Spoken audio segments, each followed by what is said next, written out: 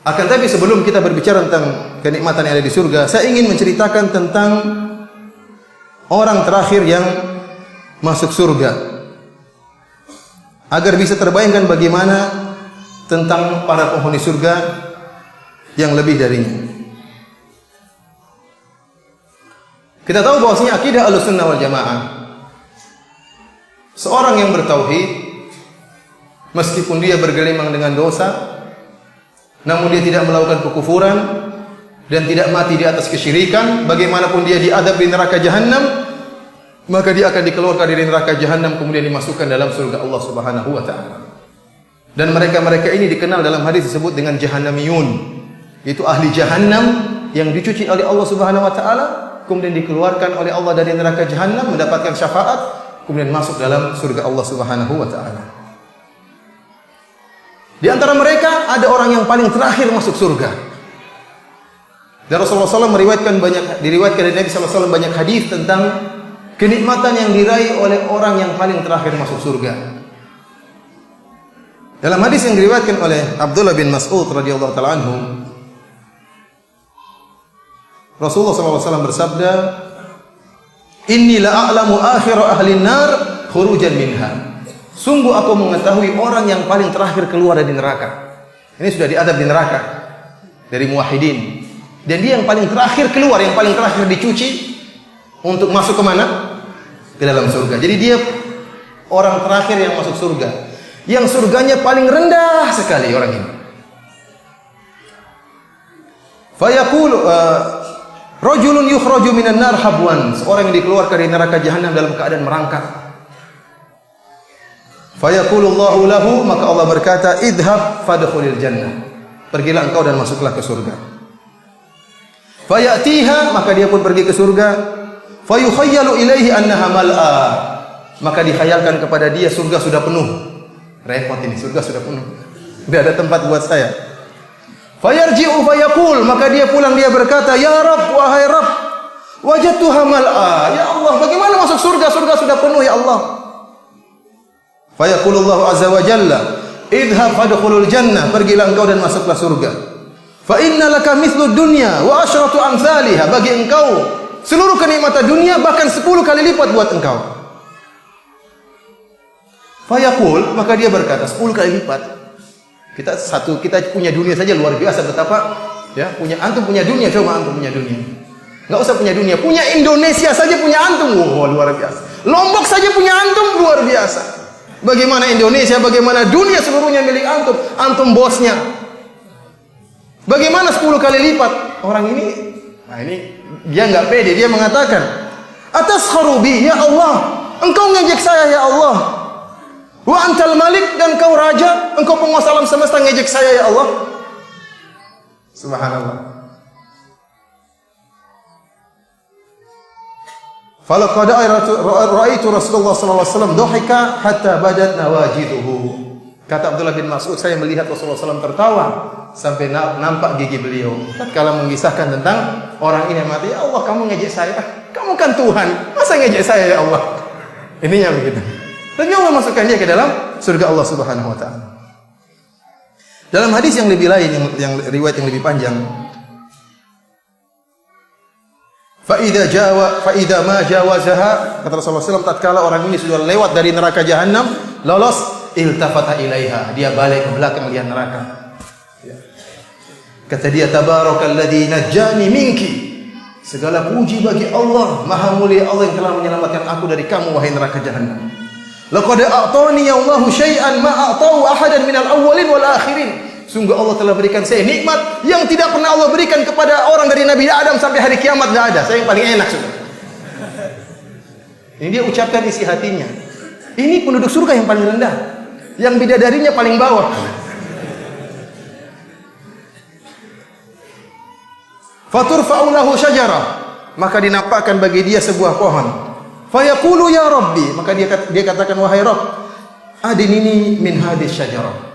Fala astadhillu bi dhilliha. Ya Allah, dia lihat pohon, Allah sengaja tampakkan pohon. Kata dia, Allah, biarkan saya bernaung di bawah naungan pohon tersebut ya Allah.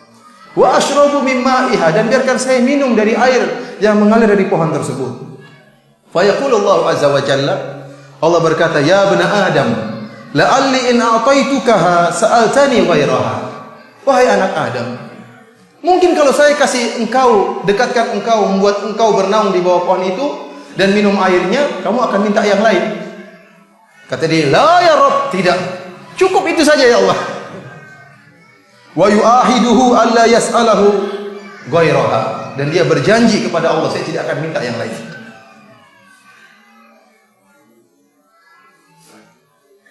Kata Nabi sallallahu alaihi wasallam, "Wa rabbuhu azza wa jalla ya'dhuruhu li'annahu yara ma la sabra lahu alaihi."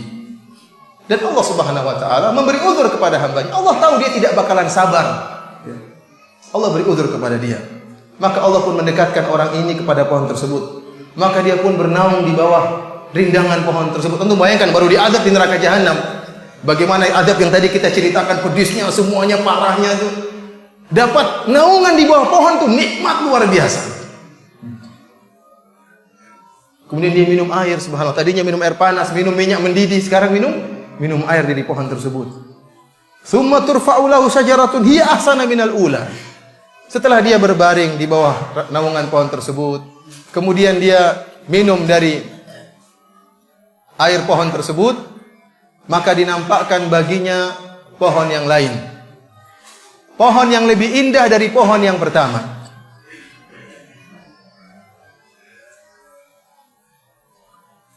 Maka dia berkata, "Adnini min hadhihi li ashraba min ma'iha."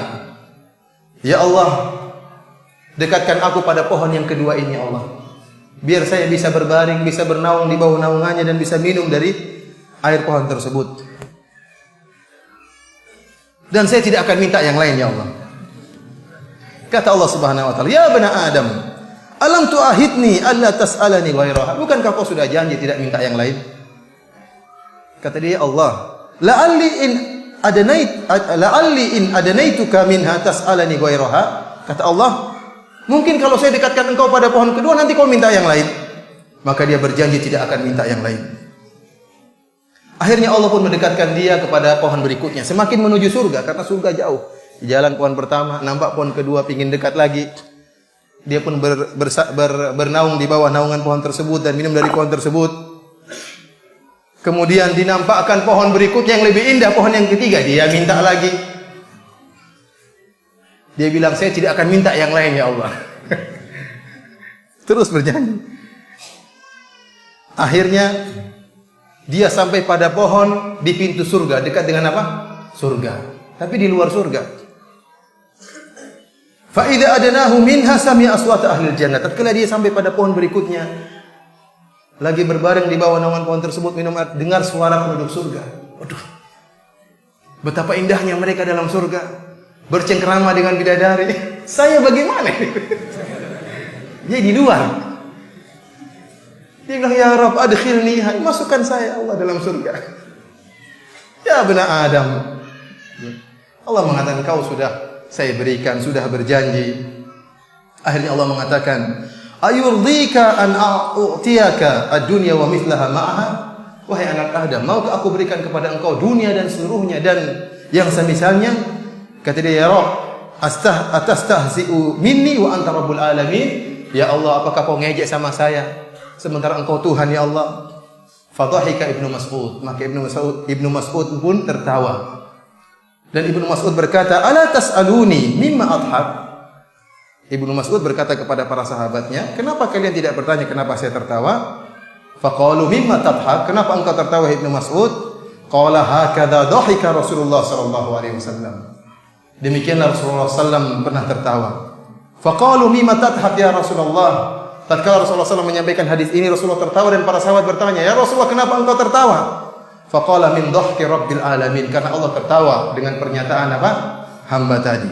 "Atastahzi minni wa anta rabbul alamin." Perkataan apa? Kamu ngejek saya Allah padahal engkau Tuhan. Ini yang buat Allah tertawa. Dan kita tertawa dengan tawanya Rasulullah sallallahu alaihi wasallam. Ini ikhwani fillah azani Allah iyyakum, gambaran pertama tentang penduduk surga yang paling rendah. Luar biasa kenikmatan yang Allah berikan kepadanya. Bagaimana lagi dengan kenikmatan-kenikmatan yang lain?